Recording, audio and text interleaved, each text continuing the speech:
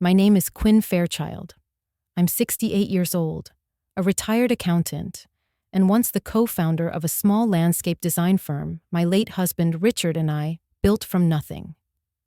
These days, I spend my mornings in the same house we bought 40 years ago, where every corner still smells faintly of cedar and early ambition. The kettle always whistles at 7, the way Richard used to time it. It's quiet here, quiet enough for memories to breathe. I thought that kind of peace would last. Until the morning my son said I should move to a nursing home. It started like any other Saturday. The air was mild, the tea strong. I had just trimmed the lavender out front when Derek's car pulled up. He walked in without knocking, his wife Lana right behind him, carrying that look people wear when they've already made up their minds. "Mom," Derek said, setting his phone on the counter, "this place is too big for you. You shouldn't be living alone anymore." I remember the way he leaned on the word shouldn't, as if caring came with conditions. Lana smiled, polite but rehearsed. "We just want you to be comfortable. We can take care of the house for you." I nodded slowly, the way you do when you realize something you love is about to be tested. Before I go on, if you've ever had someone you trust try to decide what's best for you without asking how you feel, stay with me. You might see a little of yourself in what happened next. I poured tea for 3. My hands didn't shake. Derek talked about the benefits of assisted living, cooked meals, exercise programs, a smaller space to manage. I listened to every word, each one arranging itself into a pattern I knew too well, control disguised as concern. When he mentioned an appraiser coming by just to check the market, I smiled. I even thanked him. I saw Lana relax, thinking the conversation had gone smoothly. She reached over to squeeze my hand and said, "You'll love the place, Mom. Derek found a really good one." "Did he?" I asked softly. "Then I suppose I'll have to make some arrangements, too." Derek looked relieved. "That's the spirit." I stood, walked to my desk by the window, and pulled out a single sheet of paper. "If it helps you both feel better, I'll sign something today." Lana's eyes brightened. "Oh, that's wonderful." Derek took the pen I offered. "You don't have to do it right this second." "Oh, I insist," I said. "When I start something, I finish it." They watched as I signed my name in calm, practiced strokes. Richard always said handwriting shows more truth than a confession. Derek folded the paper carefully, unaware that he had just been handed something that meant nothing at all. "See?" he said to Lana. "She understands." They left soon after, both smiling, certain they had secured their version of my future. I stood by the door until the sound of their car faded down the street. The house returned to silence, the kind that listens. I washed the teacups, dried them, and placed them upside down on the rack. Then I walked to the hallway, past the framed photo of Derek at 12, holding a science fair ribbon in his teeth because his hands were too full of tools. He used to be so proud of building things. I wondered when he decided it was easier to take them apart. In my study, I unlocked the small safe hidden behind Richard's old drafting board. Inside were folders labeled Fairchild Family Holdings LLC, all dated and notarized. Richard's handwriting curved across the top page in blue ink. "Paperwork protects the quiet ones." I ran my fingers over the words. The ink long dried, but still alive with meaning. For years, people thought I stayed in this house because I was sentimental. They never guessed it was because I understood every inch of its foundation, including the one built on paper. The sunlight shifted across the room, glinting off the brass lamp Richard made from spare parts of a garden lantern. He always said light should be functional, but never harsh. I turned it on, and the warm glow filled the corner where the shadows had gathered. I took a slow breath and set the signed paper Derek left behind into the top drawer. Beside it, I placed the letter Richard wrote before he passed, sealed in an envelope I'd never opened until that morning. The handwriting trembled with time. If you ever need to remind someone whose house it truly is, check the signatures twice. Outside, the wind stirred the lavender again. Somewhere in the distance, a car door slammed, and the neighborhood settled back into routine. I looked around the room, at the framed memories, at the lamp still burning steady. People think power is loud. They think it looks like raised voices, slammed doors, or legal threats.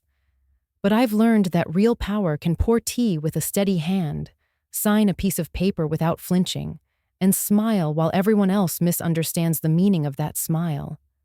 That night, before going to bed, I made a note in my planner. Monday, call Graham about documents. Then I locked the drawer, turned off the lamp, and let the house rest in darkness. Some things don't need to be defended. They just need to be documented. I woke up early the next morning, as I always do, long before the sun reached the curtains. Habit is a quiet kind of comfort. I brewed my coffee, opened the kitchen window, and listened to the soft hum of the neighborhood, the mail truck, a barking dog, the sound of sprinklers clicking against the fences. Ordinary sounds, the kind that make you feel you still belong somewhere. Across the street, Mrs. Halpern was already out pruning her roses. She had lived there even longer than I had, and like me, she carried the calm rhythm of people who've seen entire generations grow and leave. I crossed the yard with a mug of coffee and waved. "You're up early again," she said. "I like the quiet hours," I replied. "They tell the truth before everyone starts talking." She laughed, the way old friends do when they know exactly what you mean.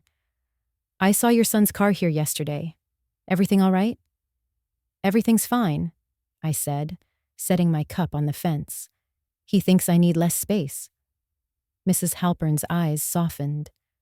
"They worry too much. My daughter tried the same thing last year, wanted to sell my place and move me closer to her.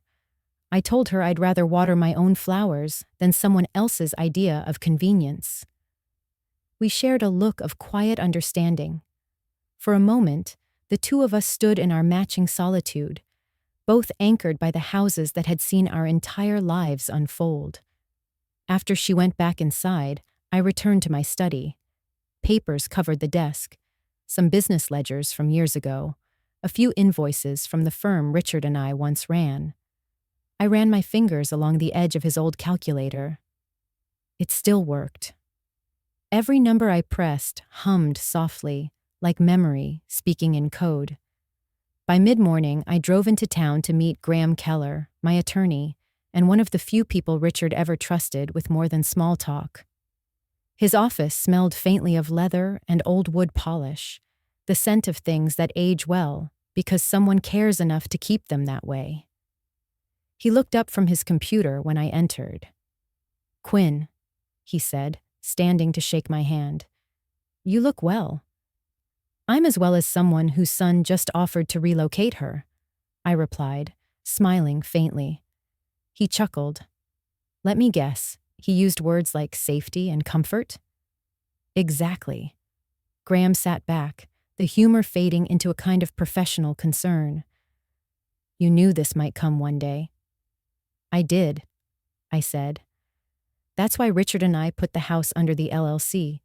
We wanted it protected, even from family good intentions." He nodded. "It's one of the smartest things you both ever did. So what brings you in today?" I slid a folder across the desk. "I just want to make sure everything's still airtight.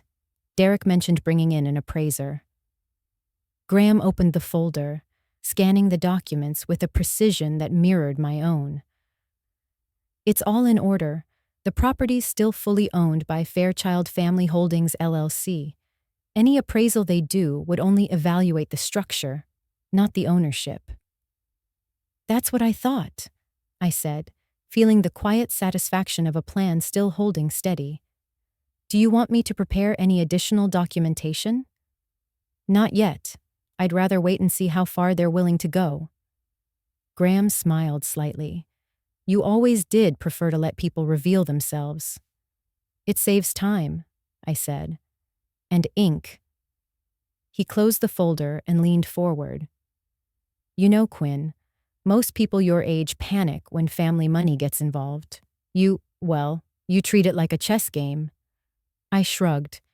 When you've balanced ledgers for 30 years, you stop confusing emotion with math. He laughed again, but I could tell he respected the discipline behind the humor. As I left his office, the receptionist handed me a small envelope with the firm's logo. Mr. Keller said to give you this, she said.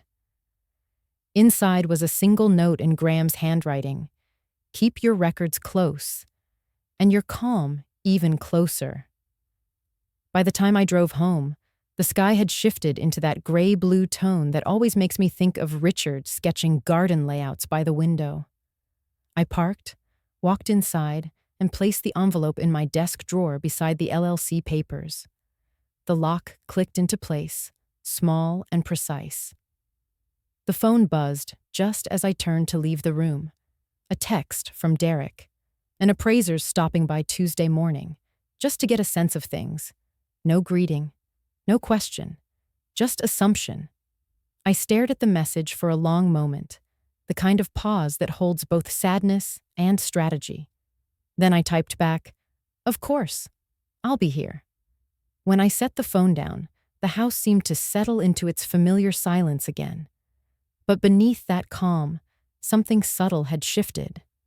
I walked to the window, watching the street where Derek once rode his bike in circles until he fell, then stood up laughing. Somewhere between those summers and this message, he'd decided that ownership was something he could inherit without understanding. I turned off the light and whispered, "He'll learn the difference." The lamp on my desk caught a glint of the fading afternoon sun, its brass frame glowing softly. I reached over and adjusted it so the light fell on Richard's framed photo, the one taken in the garden he designed himself, smiling like a man who always believed preparation was the purest form of love. I stood there for a moment longer, letting that belief steady me. Then I closed the curtain, set the alarm for the next morning, and wrote one line in my planner before heading to bed. Let them underestimate you. It keeps the paperwork safe. By Tuesday, the house smelled of lemon oil and anticipation. I had dusted the shelves, rearranged the cushions, and brewed a fresh pot of tea, though I knew this wasn't a visit for comfort. Derek had texted the night before, insisting we have a family meeting.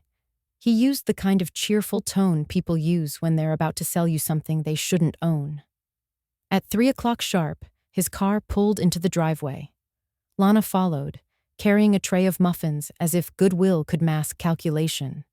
And then there was another car I didn't recognize. Sleek, tinted windows. The kind of car that usually belongs to someone who carries contracts instead of compassion. When they walked in, I greeted them with a smile that didn't reach my eyes. "So formal today," I said. Derek gestured toward the man behind him. "Mom, this is Elliot. He's been helping us look into a few things. Just standard legal housekeeping." Elliot stepped forward, briefcase in hand. He had the air of someone who practices empathy in the mirror before meetings. "Mrs. Fairchild, it's a pleasure," he said. "I'm just here to go over some property transfer documents, to ensure everything is in order should you decide to, simplify your life." "Simplify," I repeated, tasting the word like a lemon seed. That's a lovely way to describe erasing decades of effort. Elliot smiled as if I had complimented him. "Of course, this is just exploratory." We sat in the living room, sunlight cutting through the blinds in careful stripes. Lana placed the muffins on the coffee table and said, "We thought maybe it's time to think ahead, Mom. Before anything happens." I looked at her. Perfect hair, perfectly practiced concern. "Something like death?" I asked lightly. Her eyes flickered. uncertain whether to laugh. "We didn't mean—" "I know what you meant," I said softly, pouring tea for everyone. "And you're right. Planning is important." Derek reached into his folder, pulling out a crisp document. "Elliot drew up a preliminary authorization. It would just give us flexibility. So if we need to handle anything on your behalf, it's simple." I took the paper, studied the letterhead, the neat legal jargon, the place where they had already printed my name. "It's impressive work," I said. Elliot leaned forward. "If you'd like, we can go through it together." "No need," I said. "I trust my son." That made Derek smile. The same smile he wore as a boy when he thought he'd won at checkers. I signed, carefully and gracefully, every curve of my name steady as a heartbeat. Lana exhaled, relieved. "This will make everything so much easier, Mom." "I'm glad," I said, sliding the paper back toward them. Ease is important at my age. We spent the next hour discussing imaginary nursing homes, costs, floor plans, and amenities. I let them speak. Derek talked about proximity to hospitals. Lana mentioned community activities. Every detail was meant to sound generous. Every word was a thread in the web they were spinning, and I let them believe it would hold. When they finally stood to leave, Derek gave me a quick hug. "You're doing the right thing, Mom. You'll thank us one day." I smiled into his shoulder. "Oh, I think I already do." After their car disappeared around the corner, I took a slow walk through the quiet house. The rooms seemed to hum with history. The laughter of dinner parties, the rustle of papers Richard once spread across this same table, the echo of dreams measured in square footage and time. I sat down where they had sat, unfolded the document again, and studied the signature line. My name was there, but not in the way they expected. The ink had barely dried when I pulled out a second paper from my desk drawer, the one I had prepared the night before. The handwriting was identical, but the form beneath it was not. One was permission, the other, protection. I held them side by side under the lamplight, two versions of the same story, one written for appearance, the other for truth. Richard's voice seemed to drift back through memory. "Always make 2 copies, Quinn. One for the world, and one for the world after it realizes its mistake." I placed Derek's copy neatly into a folder labeled Household, the same place I kept expired warranties and old receipts. Then I filed my own version into the locked drawer where the LLC documents rested like quiet sentinels. Outside, the evening air shifted, carrying the faint scent of rain. I turned on the lamp Richard made years ago, the brass catching the soft light until the entire room seemed to glow with quiet purpose. I stood by the window for a long time, watching as the first drops hit the pavement. I thought about Derek and Lana driving home, convinced they now held power over something they never really understood. I didn't feel angry. I didn't even feel surprised. People often mistake kindness for weakness, but kindness, when it knows the rules, becomes something else entirely. As the rain thickened, I whispered to the dark glass, "He thinks he's taking care of me. Maybe it's time I let him believe that." Then I closed the curtains, poured one last cup of tea, and made a note in my planner. Review signatures with Graham next week. The pen left a small dot of ink where it paused, a mark that, to anyone else, would mean nothing.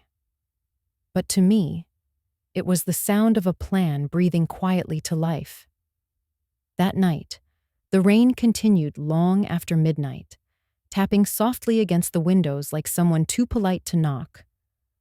I sat at my desk with the lamp on, its golden light pooling over the wood grain, the warmth of it reminding me of how Richard used to fall asleep here, glasses sliding down his nose, pen still in hand. The house was still, except for that faint ticking sound the lamp made when the metal warmed. I always liked that. It sounded like the house breathing. The papers from the afternoon meeting were spread out before me. Derek's copy lay on top, perfectly folded, untouched since they left. I slid it aside, revealing the documents that mattered, the ones stamped, notarized, and sealed under Fairchild Family Holdings, LLC. My fingers brushed over the embossed notary seal, its raised edges cool against my skin. There was comfort in precision, in things that couldn't lie. I unlocked the top drawer and took out the small leather-bound journal I've kept for nearly 20 years. Inside, the pages were filled with details Richard insisted on recording. Dates, signatures, account numbers, and quiet notes written in his careful handwriting. At the very end, there was a single line he had added shortly before he died. "Light will guide you, but only if you remember who built the lamp." I closed the book and looked at the lamp beside me. It wasn't just a lamp.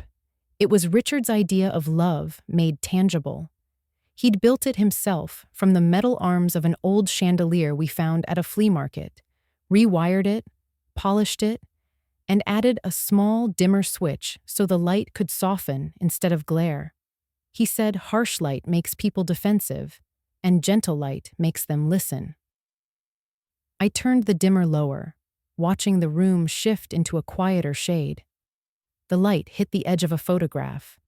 Derek at 9 years old, grinning, his hands covered in soil from helping Richard plant roses in the backyard. His face looked so open then, so sure of love. It hurt a little to see that version of him, the one who hadn't yet learned how easy it is to take kindness for granted. I traced the edge of the photo and whispered, "You were a good boy once.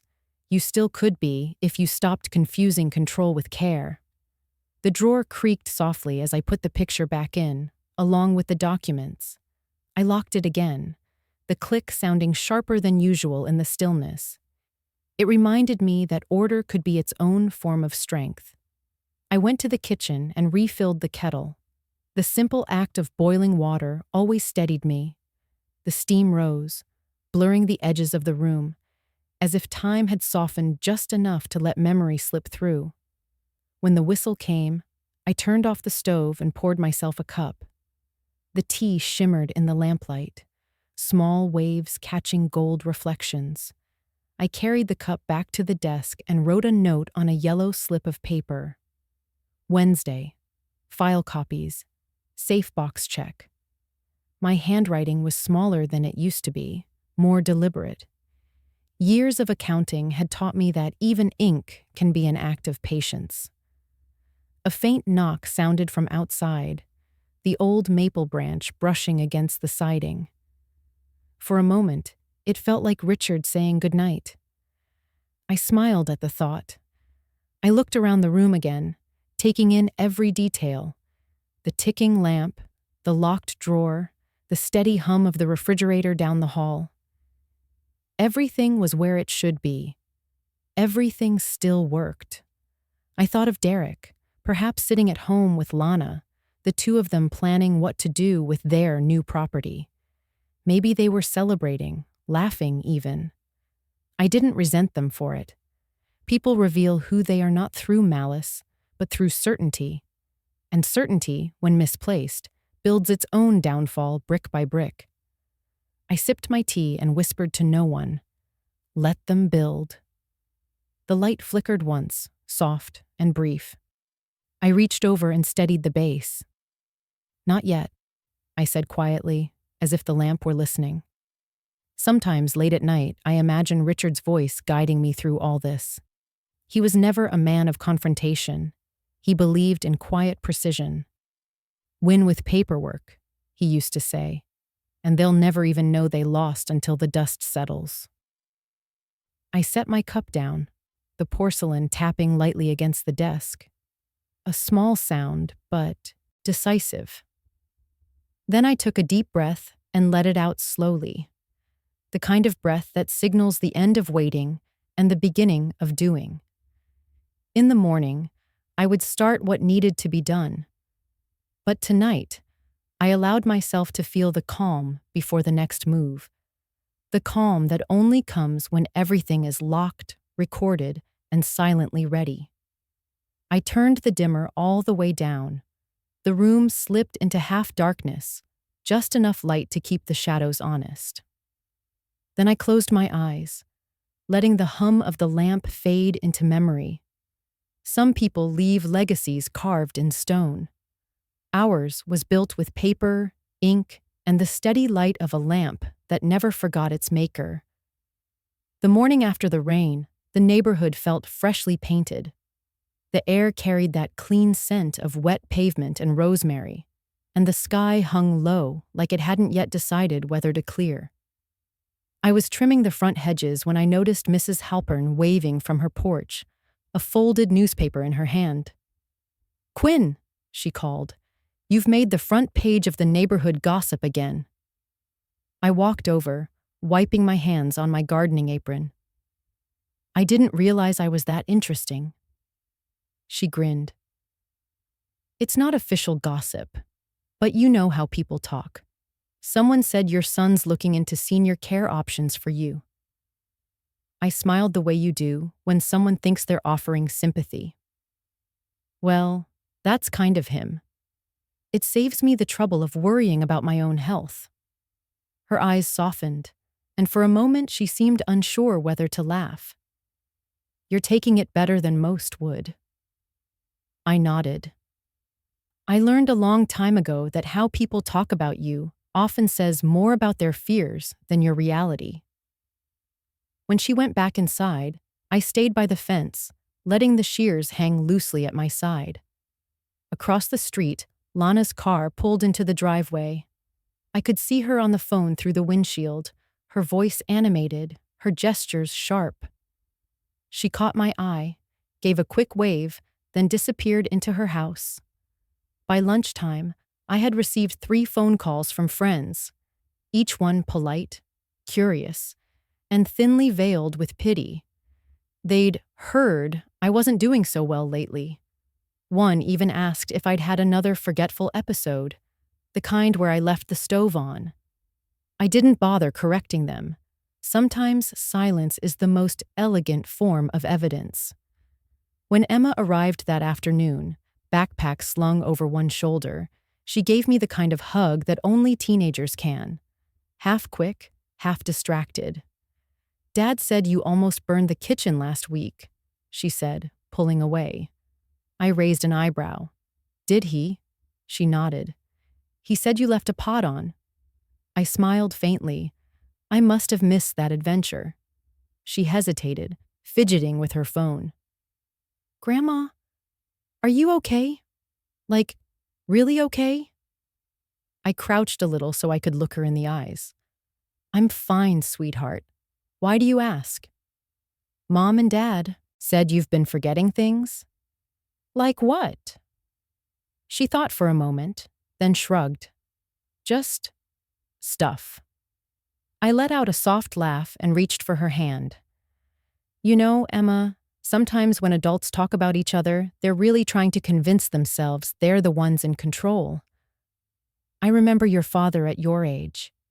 He used to misplace his homework and tell me I must have thrown it away." Her eyes brightened a little. "Did you?" "No," I said, smiling. "But I let him think so. It made him search harder next time." That earned me a quiet giggle, and for a moment, I saw Richard's humor reflected in her. After she left, I sat at the kitchen table, notebook open, and pressed the record button on my old digital voice recorder, one Richard used back when we were cataloging client expenses. My voice came out calm, measured, like someone leaving breadcrumbs. "Day 1, I said. Subject, whispers of weakness. Derek has begun to circulate the narrative. Source, neighborhood, verified by Halpern.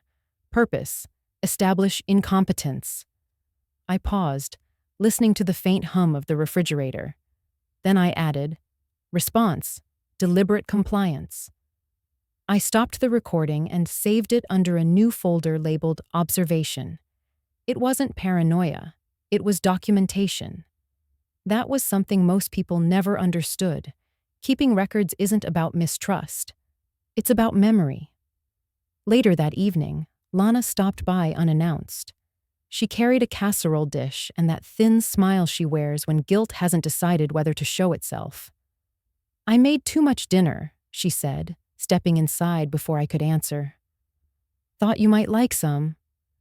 "That's thoughtful of you," I replied. "I was just sitting down to eat." She placed the dish on the counter, glancing around like she expected to see evidence of chaos, maybe a forgotten kettle or scattered mail. Everything was in order. "You should really think about that facility we mentioned," she said after a beat. "They have a piano, gardening space, even group dinners. It's nice not having to worry about things anymore." "I'm not worried," I said gently. "You seem to be the one doing all the worrying." Her lips tightened. "We just want what's best for you." "I'm sure you do," I said, pouring her a cup of tea. The liquid shimmered under the light, steady and clear. "Would you like some sugar?" She shook her head, already glancing at her phone. "Derek's meeting with a financial advisor tomorrow. He thinks it's time we got ahead of things legally." I stirred my tea slowly, letting the spoon click against the porcelain. Getting ahead can be dangerous if you don't know which direction you're walking. Lana blinked, then forced a smile. "You always have a way with words, Mom." "I try," I said, setting down the spoon. After she left, the house exhaled again, like it knew the performance was over. I cleaned the teacups, wiped the counter, and turned off the kitchen light. Then I sat in the dark for a while, listening to the soft hum of night settling in. In the quiet, I could almost hear Richard again, his calm baritone saying, "Let them underestimate you, Quinn. It's the only advantage you'll ever need." I took out the recorder and added one last note. "Day 1 complete. They think I'm slipping. Perfect." The click of the stop button echoed softly in the dark. I smiled, turned off the lamp, and let the silence fold around me like a secret well kept. By Thursday evening, the house felt too still. The kind of stillness that comes before something rehearsed, like a stage waiting for its actors. Derek had invited me to dinner. His phrasing, not an offer, but a directive. "We'll talk things through," he'd said. "Bring your appetite." I brought something better. Patience. When I arrived, the dining table was already set, candles glowing too brightly for comfort. Lana greeted me at the door, her voice high and warm like a greeting card. "You look lovely, Mom. Derek's been cooking all afternoon." Cooking wasn't exactly Derek's strength, but he tried. The roast was slightly overdone, the wine too sweet. Still, I complimented both. The effort mattered more than the execution. Caleb was there too, a man I'd met once before at one of Derek's business ventures. He had that eager gleam of people who call themselves advisors, but really sell reassurance. "Mrs. Fairchild," he said, shaking my hand. "I've heard so much about you." "Then you've probably heard half the truth," I said. He laughed, thinking I was joking. Dinner began with small talk, property values, retirement communities, rising taxes. They circled the subject the way people circle water they think is cold. I let them circle. I knew the plunge would come. Halfway through the meal, Caleb leaned in, voice polished with charm. "You know, Quinn, the market's never been higher. If you sold now, you could live comfortably for the rest of your life and spare Derek the future costs of upkeep." Lana nodded eagerly. "It's just practical." Derek poured more wine into my glass without asking. "Mom, you've done more than enough. You built a life. Now let us handle things." I smiled, letting my gaze rest on the flickering candle between us. "I thought you already were." He chuckled awkwardly. I mean, officially. Oh, I said softly. Officially is such a serious word. Almost legal, isn't it? The room quieted just long enough for the ticking wall clock to take over the rhythm of conversation. Caleb cleared his throat. It's all for peace of mind, really. The transition of ownership doesn't mean loss. You'd still have access. We just make it smoother. I took a slow sip of wine, then set the glass down carefully. Smoother, I repeated. Like sanded. Wood. Beautiful. But you never notice what's been shaved away. Lana forced a laugh, glancing at Derek, who gave her a look that meant stay the course. I excused myself after dessert, saying I needed a moment. In the living room stood an old upright piano, the one Derek used to bang on as a child before giving it up for basketball. I ran my hand across its dusty keys and sat down. The first notes were soft, uncertain, like testing the room's patience. Then the melody found itself. Richard's favorite, something he wrote in the early days of our business. It wasn't complicated, but it had honesty in every chord. When I began to play, the table talk faded. Even Derek went quiet. The music filled the house, weaving through the candlelight, through the spaces between words unsaid. I could almost feel Richard's hand on my shoulder again, reminding me that silence could command more than speech ever could. When the song ended, the last note lingered, trembling in the air like a secret that didn't want to leave. I turned around. Emma was standing by the hallway, wide-eyed. "Grandma," she said softly, "were you lonely after Grandpa died?" Her question was so simple, so direct, that even Derek looked uncertain how to breathe. I smiled at her. "Sometimes," I said. "But being alone and being lonely are two very different things." Lana looked down. Derek picked at his cufflink. For a moment, no one knew where to place their eyes. Then I stood, walked back to the table, and placed my napkin neatly beside my plate. "You've given me a lot to think about tonight," I said. "And you're right. It's time I make some decisions." Derek brightened immediately. "That's great, Mom. We can go over everything this weekend." I met his gaze. "No need. I already know what to do." He paused. "You do?" "Yes," I said, smiling. "I'll take care of it." When I got home, I didn't turn on the lights right away. The moonlight was enough, spilling through the curtains like silver ink. I sat at my desk, opened my laptop, and began typing an email to Graham. The subject line read, "I'm ready to sell." I kept the message brief. Proceed with the trustee transfer. Use the documents we prepared. Let them believe what they need to believe. After I hit send, I leaned back in my chair and exhaled. Outside, the crickets sang their slow rhythm, and the lamp's reflection in the window made it look like Richard was sitting across from me again. "I hope you're watching this one," I whispered. "It's your kind of plan." I turned on the record player and placed the same vinyl I'd played years ago at our anniversary party, the same melody I'd played tonight. The music filled the empty house, not as an echo, but as proof that even quiet victories deserve their own soundtrack. Before going to bed, I wrote one more note in my planner. Friday. Confirmed transfer papers. Then I closed the drawer, locked it, and let the house fall back into its steady, unbroken silence. Some things aren't surrendered. They're simply re-signed under wiser names. Friday morning began with the soft hiss of the coffee maker and the faint smell of rain still clinging to the air. I moved through my kitchen in rhythm, measure, pour, stir, the way I used to when Richard and I worked side by side at the firm. Precision was our shared language. I had learned that if you measure carefully enough, even chaos can look like order on paper. I sat down at my desk and opened my planner. 3 notes stood out, underlined in neat blue ink. Confirm transfer. Call Harriet. Leave nothing open-ended. I adjusted my glasses and dialed the number I'd known for decades. Portland Community Bank. This is Harriet, came the voice on the line, warm and steady. Good morning, Harriet. It's Quinn Fairchild. A small pause, then recognition bloomed through the phone. Quinn, it's been too long. How's retirement treating you? Quietly, I said, and efficiently. She laughed softly. That sounds like you.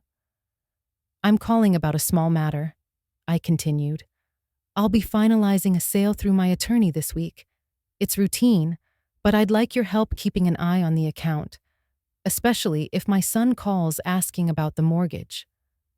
Harriet's tone shifted slightly, the kind of professional seriousness that hides familiarity. Of course. Do you want me to flag the line? Yes, I said. If there's any inquiry about ownership or liens, I'd appreciate it if you refer them back to me directly, or to Graham Keller, my trustee. Understood, she replied. Consider it done. I thanked her, and before hanging up, she added quietly, Quinn, you've always had everything in order. Don't let anyone convince you otherwise. Her words lingered after the line went silent. By mid-morning, I began building the trail they'd soon follow. It started with a fax, an old machine, the same one Richard refused to replace because he said paper carried more truth than screens ever would. I drafted a simple confirmation page, transfer in process, documents pending review. The date was real, but the destination was not. I fed the page into the machine, hit send, and watched the paper slide out on the other side with a satisfying hum. A few minutes later, my phone buzzed with a message from Derek. Got your fax. So you're finally selling? Great. We'll get the appraiser scheduled next week. I let the message sit unread for a while, then replied, That's fine, dear. I trust you'll make good use of your time. The house felt lighter afterward, as if the act of sending that single piece of paper had shifted its balance. I brewed another pot of tea, the faint whistle filling the still air. Lana called an hour later, her voice upbeat and unguarded. Mom, I heard you're going through with the sale. Derek said it's official. It's in progress, I said. She laughed, a bright, relieved sound. Finally! We were just talking about paint colors last night. Maybe something soft for the kitchen. Derek wants blue, but I think sage green feels more sophisticated. Sage green suits you, I said, taking a slow sip of tea. Oh, I'm just so glad you're trusting us with this, she continued. It'll be beautiful when it's done. You'll have to visit once the renovations are finished. I'd like that, I said, though we both knew she didn't hear the pause between the words. After we hung up, I sat in the quiet again and looked around. The living room was still full of Richard's touches, the solid oak shelves, the old clock he'd repaired twice, the brass lamp glowing in its familiar corner. I reached for the lamp's dimmer, turning it just enough to watch the light soften against the walls. That lamp had been through every argument, every reconciliation, every plan we ever made. It was more than light. It was memory that refused to fade. By late afternoon, Graham emailed the official confirmation. Trustee transfer initiated. Protective clause applied. Sale scheduled under LLC provision. Ownership intact. It was all I needed to see. I printed the email and placed it into the same folder as the fax confirmation. Together, they formed the outline of a story Derek thought he was writing, but wasn't. Before dinner, I drove into town to deliver a small envelope to the notary. The streets were quiet, the kind of gray that smells like paper after rain. Inside the envelope were copies of every signature that mattered. I didn't trust digital archives alone. Paper could be folded, hidden, rediscovered. Paper endured. When I returned home, the answering machine blinked red. Derek's voice played out, full of forced cheer. "Hey, Mom. Just checking in. We're all set for the appraiser Monday. Maybe after that we can start moving some of the furniture out. Make space for the new flooring. Lana's really excited. She says this house has good bones." I smiled faintly. "It always did," I murmured to myself, pressing delete. I poured a final cup of tea and walked through the house, room by room, checking each lock, each window, the way Richard used to before bed. I ended in my study, standing over the lamp again. Its soft glow pooled across the drawer handle, where my fingers rested for a moment before I turned the key. Inside lay 2 folders, one labeled for them and another labeled for me. I placed the day's new papers into the latter, aligning them carefully, the edges flush. As I closed the drawer, I caught my reflection in the window, the faint outline of a woman who had spent her life balancing numbers, but now balanced something far less forgiving: family and truth. The phone rang once more.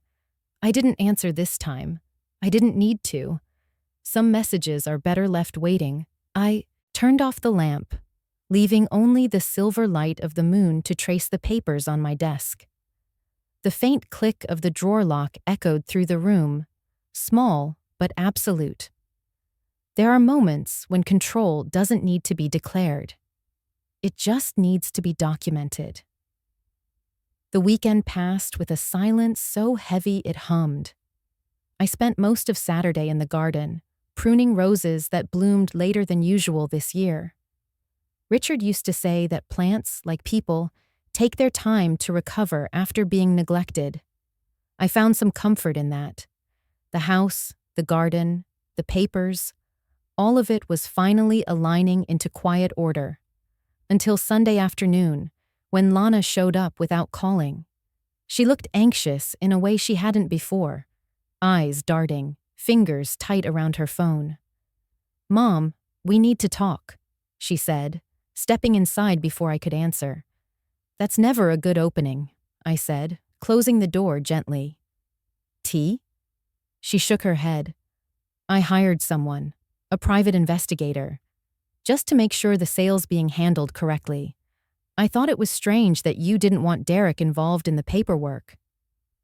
I kept my expression still, though a faint flicker of interest warmed the back of my mind. "That was thoughtful of you," I said. "And what did he find?" Her voice dropped to a whisper, as if the walls might overhear. "He found that the house isn't in your name. It's owned by some company, Fairchild Family Holdings LLC, and there's no trace of you as the individual owner." I turned toward the window to hide my smile. "Oh?" She nodded quickly. "Mom, that means someone else controls the property. You might have been scammed years ago. Derek's furious. He thinks maybe that lawyer, Graham, did something behind your back." I set down the shears I'd been holding and faced her. "Lana, do I look like someone who signs things without reading them?" Her mouth opened, then closed again. "No, but this doesn't make sense." "I'm sure it will," I said softly. "Give it time. Sometimes the truth just takes a little while to reach everyone who deserves it." Before she could reply, her phone rang. I could hear Derek's voice, sharp even from across the room. "Did you tell her? What did she say?" Lana turned away, murmuring something I couldn't catch. When she hung up, she looked at me, her composure slipping. "He's on his way here." "Then we'll have more tea," I said, moving toward the kitchen. Within half an hour, Derek stormed in, red-faced and restless. "Mom, you need to explain something to me. Why is this house under a company name? And why didn't you tell me you sold it?" I kept stirring sugar into the tea. "Because you never asked, dear. You told me what you wanted me to do, but you never asked what I'd already done." He ran a hand through his hair. "You don't understand. This could mess everything up. The bank won't even talk to me without proof of ownership." "That sounds frustrating," I said, handing him a cup. Stop acting calm, he snapped. Someone tricked you into giving away your house. Is that what you think happened? He blinked, thrown by my tone. The PI found— Yes, I interrupted. He found exactly what he was meant to find. Lana stepped between us. Please, both of you. This isn't helping. I looked at her carefully. You hired the investigator, didn't you? Her cheeks flushed. I just wanted to be sure you were safe. Of course, I said. Safety is important. Derek paced the length of the living room, muttering under his breath. We'll get a lawyer. We'll straighten this out. Maybe we can file a petition, guardianship, something like that. Guardianship, I repeated slowly, setting my teacup down. Such an interesting word. It sounds protective until you realize how sharp its edges are. Mom, stop talking in riddles, he said. This is serious. I know it is. I looked directly at him. And you're right. Someone has been preparing for this moment a long time. His face twisted in confusion. What does that mean? I didn't answer. Instead, I turned toward the piano in the corner and brushed the keys softly. A single note rang out, clear and steady. Do you remember this song, Derek? I asked. Your father wrote it the year you were born. He hesitated.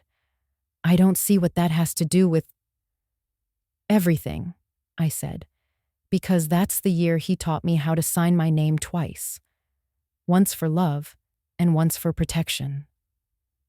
For a moment, the only sound was the low hum of the refrigerator and the faint clink of Lana's bracelet trembling against her wrist. Lana's eyes filled with a kind of dawning horror. Derek, I think she knew. I think she knew all along. He stared at me, realization flickering like a dying match. You planned this? I tilted my head slightly. Planned what, dear? You said you wanted to take care of things. I simply let you. He turned away, running a hand over his face, his voice breaking into something between anger and disbelief. You made us look like fools. No, I said gently. You made yourselves look like heirs before earning the title. Emma appeared at the top of the stairs, her voice small but clear. Dad? Derek froze, swallowing hard. Go back upstairs, sweetheart. She didn't move. Why are you yelling at Grandma? Lana's eyes filled again, but this time with something like shame. Go to your room, honey. Emma looked at me, then back at her parents. You said Grandma forgot things, she said softly. But she doesn't forget anything, does she? I smiled at her. Not the things that matter. The girl nodded slowly and disappeared down the hall. When her footsteps faded, the house fell quiet again. Derek turned back toward me, his voice low and unsteady. I don't know what game you're playing, but this isn't over. I'm counting on it, I said, taking another sip of tea. Some lessons take more than one chapter. They left not long after, slamming the door behind them. The sound echoed through the house, sharp but satisfying. I stood still for a moment, then reached for my recorder. Day 4, I said softly. The investigation reached its conclusion. They've discovered what they were meant to. The storm has broken, and now the air will clear. I turned off the device, set it down beside the lamp, and let the silence return. The light glowed warm across the table, steady and patient, like it had all the time in the world. Some truths don't need to be spoken. They just need to be found at the right moment, by the wrong people. Monday began with the sound of footsteps on the porch. Urgent, impatient. When I opened the door, a man in a dark suit stood there, briefcase in hand, polite in that clipped way lawyers are when they think they hold the upper hand. Mrs. Fairchild? He asked. I'm Mr. Holden. Your son retained me to file for temporary guardianship over your estate. For a moment, I just looked at him, noting the practiced calm, the freshly pressed cuffs, the faint scent of arrogance mixed with cologne. "That's quite an introduction," I said, stepping aside. "Would you like some tea while you tell me why my own son believes I need a guardian?" He smiled tightly. "That won't be necessary. I'm just delivering notice of intent. You'll be contacted for evaluation shortly." "An evaluation of what?" "Your mental capacity," he said, his tone too careful. "It's standard procedure when there are concerns of diminished ability." I took the envelope he offered, heavy with its false civility. "How efficient," I said. "Please tell Derek I appreciate his thoroughness." He hesitated. "Ma'am, this isn't adversarial. He's acting out of care." "Of course he is," I said, "and so am I." When he left, I closed the door quietly, the sound of the latch echoing through the hall. I didn't open the envelope. I didn't need to. I already knew what it said. By noon, I was sitting in Dr. April Sanderson's office, the same doctor who had treated Richard through his final years, the same woman who had watched me manage his medications, his paperwork, his peace. She looked up from her tablet and smiled. "Quinn, it's been too long. What brings you in?" I handed her the envelope. "A formality," I said. "Apparently, I'm no longer considered capable of making decisions. I'd like an evaluation before someone else decides I need one." Dr. Sanderson skimmed the document, her expression hardening. "Guardianship? Over you? Who suggested this?" "My son," I said simply. Her jaw tightened. "That's cruel, Quinn. You're sharper than most 50-year-olds I treat." "Then let's make it official," I said. She conducted the assessment. Memory, comprehension, reasoning. Every question felt like an echo of the life I'd built. Dates, balances, names, the quiet architecture of order that had always defined me. When she was done, she signed the form, pressing her pen into the paper with a deliberate firmness. "You're competent, Quinn. Fully." "I could have told you that," I said. She smiled. "I know, but sometimes it's better to let paper say it for you." By late afternoon, Graham met me at the house. The sky was low and gray, the air smelling faintly of copper and wet leaves. He placed a folder on the table. "It's done," he said. "The trustee sale is complete. Ownership remains under Fairchild Family Holdings LLC, but the title is now transferred to the trust itself. You're the sole beneficiary. Derek can't touch it." I opened the folder. The signature at the bottom of the deed looked elegant and calm. Mine, but signed under the LLC's authority. It was Richard's design, perfected years after his passing. "When will the county record show the change?" I asked. "Already filed this morning," Graham said.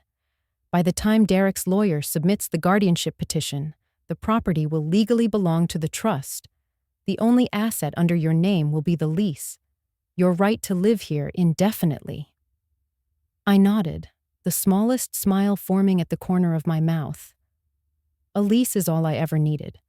Ownership is overrated when you already have peace. He looked at me for a long moment. "You're sure you're ready for the fallout?" "I was married to a man who balanced accounts for a living," I said. "We never left loose ends." When he left, I walked through the house, the familiar rhythm of my footsteps against the wooden floors grounding me. The rooms echoed softly, like they were remembering everything that had ever been said inside them. I stopped at the staircase, tracing the handrail polished smooth from years of use.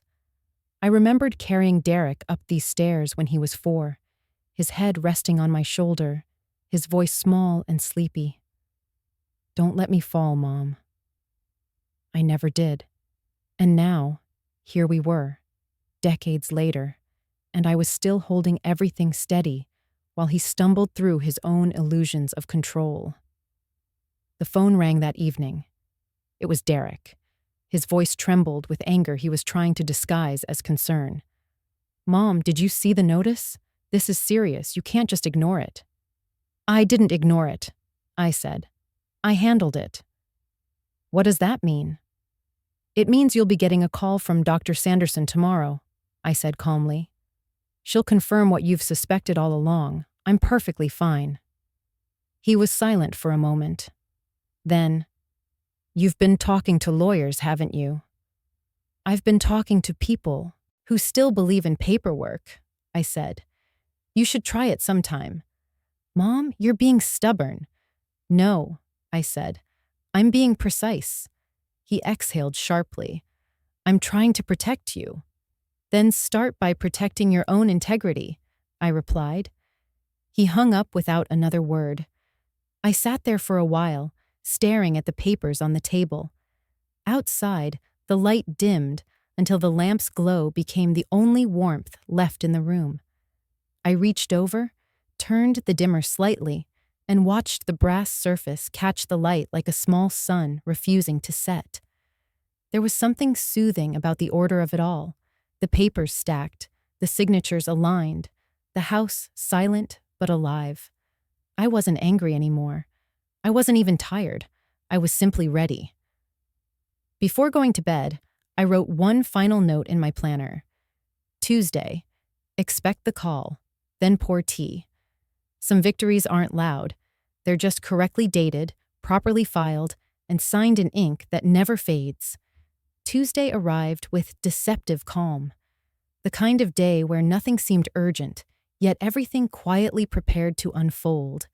The sky was a washed-out blue, the kind that never commits to sunshine. I made my tea, opened the kitchen window, and waited. At exactly 10:32, the phone rang. The sound cut through the still air like a metronome marking the start of a new measure. I picked it up on the second ring. Mrs. Fairchild? A familiar voice asked. Yes, Harriet. Her tone was careful but bright. I thought you'd want to know. Your son just called the bank. I imagine he did, I said, stirring my tea. He asked to confirm the mortgage details, she continued.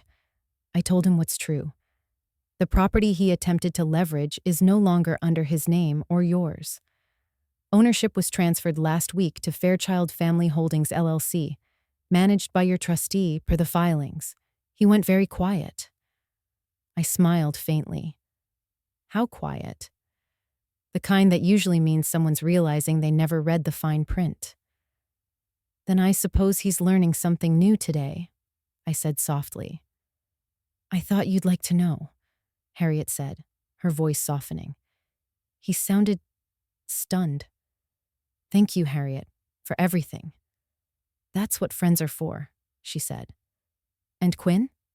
Yes? I've always admired the way you do things, quietly but right. When the line disconnected, I stood still for a moment, listening to the faint hum of the dial tone fading into silence. Then I set the receiver down, the porcelain clink of my teacup punctuating the air like a period at the end of a sentence long overdue.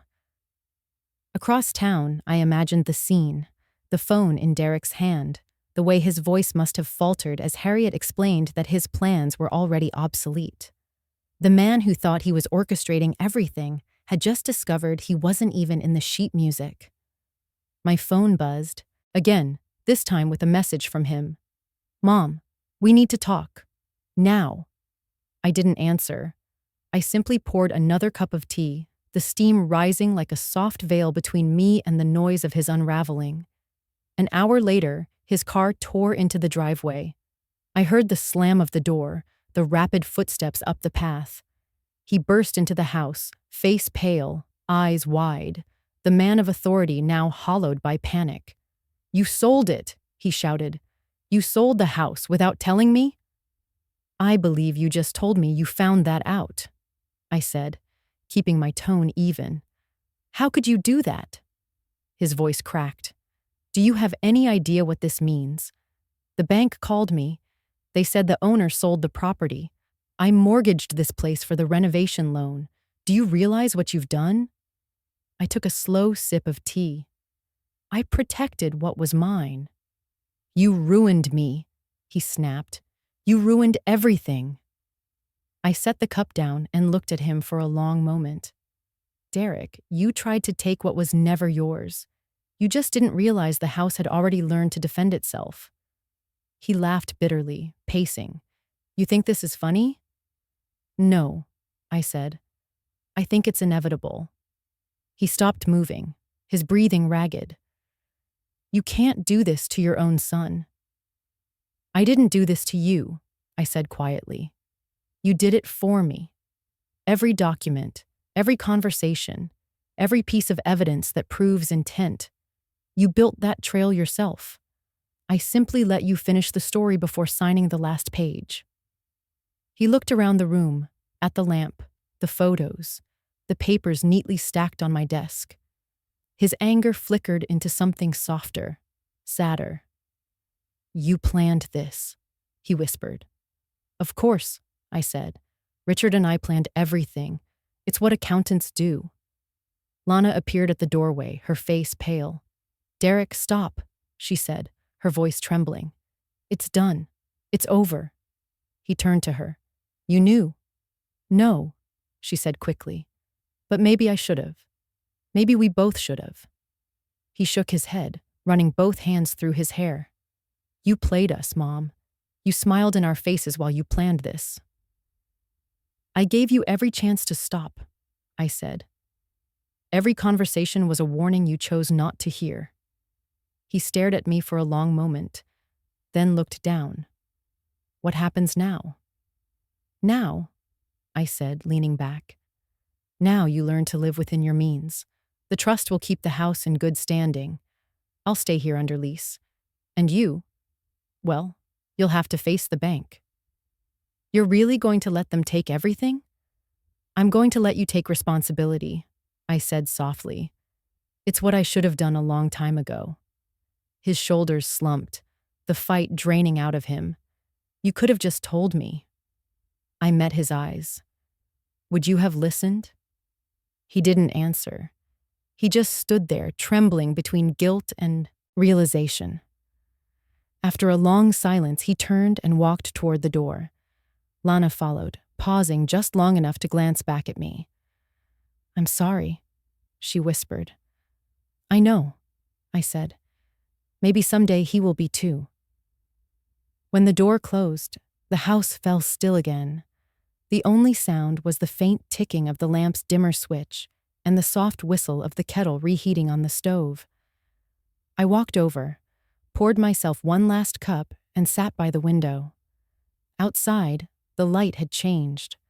Colder now, sharper, but inside, everything was exactly as it should be. Richard once told me that truth doesn't need applause. It just needs proof. And this morning, the proof had called my son directly. Some justice doesn't shout.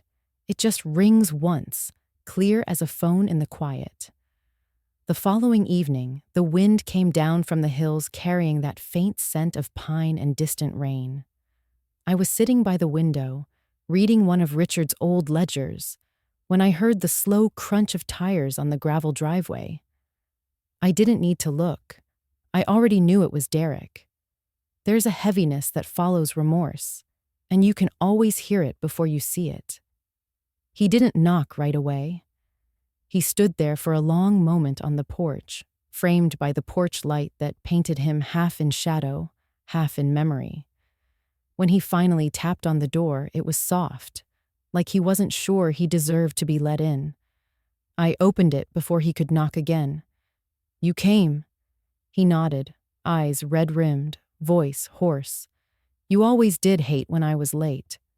Some things don't change, I said, stepping aside. Tea? He almost smiled. Sure. I poured him a cup, steady as ever, and handed it across the table. He sat down in Richard's old chair, the one that still creaked when someone heavier leaned on it. For a moment, neither of us spoke. The house seemed to hold its breath. Finally, he said, I lost the house. The bank froze everything. The loan's gone. So is the business account. I know, I said softly. He swallowed hard. I messed up. Yes, I said. You did. He stared into his cup. I was trying to do something good. I thought if I could fix this place, make it look new, maybe I could fix us too. You don't fix love with ownership, Derek, I said. You earn it with honesty. He looked up, his eyes wet. I thought you didn't trust me. I didn't trust your intentions, I said. There's a difference. He nodded, silent for a long while. Then he whispered, I'm sorry, Mom. I really am. I thought I was doing the right thing. I know, I said, and that's what made it so dangerous. The kettle clicked off behind me, the sound slicing through the stillness. I poured another cup, the steam curling between us like a veil. Do you remember when you were little? I said. And you tried to build that treehouse without following the instructions? He gave a small, broken laugh. It collapsed the second I climbed in. It did, I said. And your father made you rebuild it step by step. You hated him for that. But afterward, you never forgot to check the bolts again. He rubbed a hand over his face. You think this is my treehouse moment? I think life keeps giving us the same lessons until we finally learn them. He leaned back, the chair creaking again, softer this time. So what happens now? I slid a single envelope across the table. This is your lease agreement, I said. You'll have 30 days to pack and move. You can stay here until then, quietly, respectfully. He took it but didn't open it. You're still giving me time? I'm giving you a boundary, I said. It's more generous than what you offered me. He nodded slowly, gripping the envelope as if it weighed more than paper should. And after that? After that, I said, you start over. You learn what it means to take care of something without trying to control it. His voice broke. You really sold it, didn't you? You really let it go. I didn't let it go, I said. I just placed it where greed can't reach it. He covered his face with his hands. For a moment, I saw not the man who had schemed and lied, but the boy who once ran through these halls with scraped knees and grand ideas. I reached across the table and touched his wrist, gently. You can rebuild, I said. But not here, and not with what you took. He nodded, tears finally falling. I don't deserve forgiveness. Forgiveness isn't about deserving, I said. It's about deciding that pain no longer deserves space. He looked up at me, broken but human again. You're stronger than I ever knew. No, I said quietly. I just stopped mistaking silence for weakness. The clock ticked in the corner, steady as breath. He stood after a while, folding the envelope into his jacket pocket. Thank you for still making tea, he said. It's what I do when things cool down, I replied. At the door, he paused. Will you hate me forever? I shook my head. No, Derek. Hate is heavy. I've carried enough already. He hesitated, as if wanting to say more, then stepped outside. The porch light caught the rain beginning to fall again, soft, reluctant. He stood there, hands in his pockets, before walking slowly to his car. When the sound of the engine faded, I sat back down, staring at his untouched cup across the table. The steam had vanished, but the shape of it lingered faintly in the air, like something that refused to disappear completely. I reached over, turned off the lamp, and whispered to the empty room, It's done. Sometimes mercy looks like a lease and sounds like forgiveness poured into porcelain. 6 months later, the air in the valley changed. The vineyard up the road had begun to bloom again, and the sound of lawn sprinklers filled the early mornings with a steady rhythm that felt like healing. I woke to sunlight instead of worry.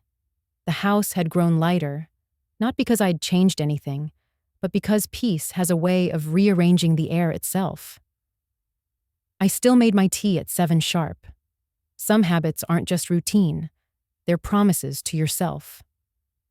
After breakfast, I carried my cup outside to the porch. The fence Richard built 30 years ago ran along the edge of the property, its paint weathered, its wood sturdy as ever. Beyond it, the world carried on, children on bicycles, the mail truck groaning down the street, life unfolding at its usual pace. Mrs. Halpern walked over, her sun hat tilted slightly, a small basket of lemons in her hand. "You've been quiet lately," she said with that half-smile that always manages to sound like concern disguised as humor. "I've had a lot to think about," I replied. "Thinking's good, but so is resting," she said, handing me a lemon. "You look lighter." "I am," I said. "Lighter and still standing." She nodded, eyes kind. "You always were the steady kind. Some of us shake before we find our footing. Well, you rebuild it under your feet while you stand there." I laughed softly. Richard used to say I had an accountant's soul, never wasted a single detail. "You married well," she said. "I did," I whispered. She left soon after, and I went back to the fence.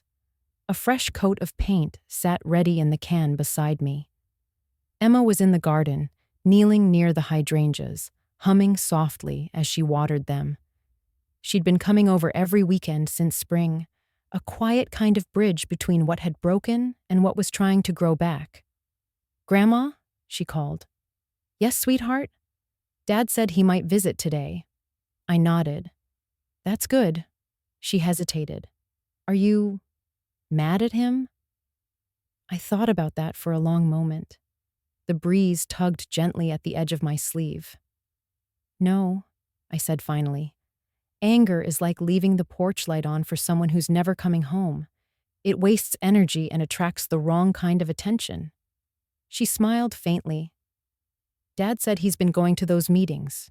You know, the ones about making better choices." "I'm glad," I said. "People change when they finally realize time isn't on their side." Emma turned back to her watering, careful not to drown the roots.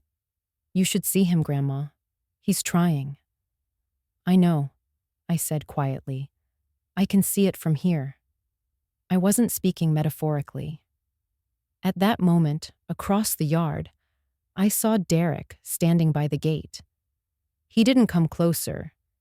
He just watched for a moment, hands in his pockets, the way men do when they're waiting for permission that doesn't need to be spoken. I raised my cup in a small gesture. He gave a short nod, a silent thank you, then turned and walked back, toward the street. He didn't need words. Neither did I. Some forgiveness doesn't sound like a conversation. It looks like a man learning how to leave without breaking anything else.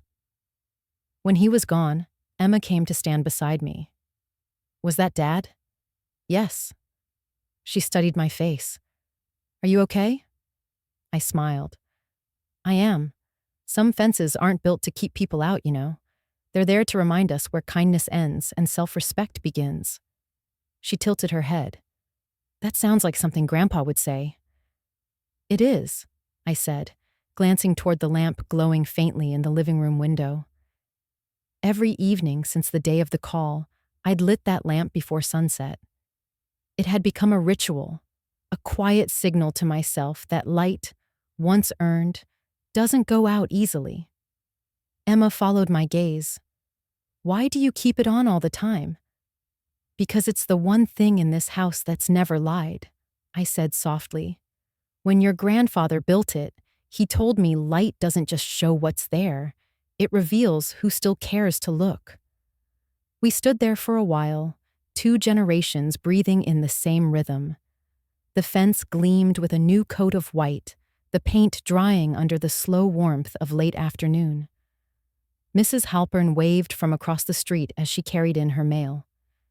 Somewhere, a wind chime rang, a delicate sound, the kind that fades and returns, like memory learning to forgive itself. I turned toward the house. The lamp's glow touched the edges of Richard's photograph on the mantel, the one where he's laughing under a half-built pergola. He always said there's beauty in unfinished things. They remind us there's still more to do, more to become. I took a slow sip of tea and whispered toward the photograph. You were right. Paperwork protects the quiet ones, but forgiveness frees them. As the sun slipped behind the trees, I let the day settle. The lamp stayed lit, steady and calm, its soft glow spilling through the window onto the porch, onto the fence, onto everything that had survived. Sometimes the loudest justice isn't the kind anyone hears coming. It's the kind that leaves you standing under your own light, finally, quietly, free.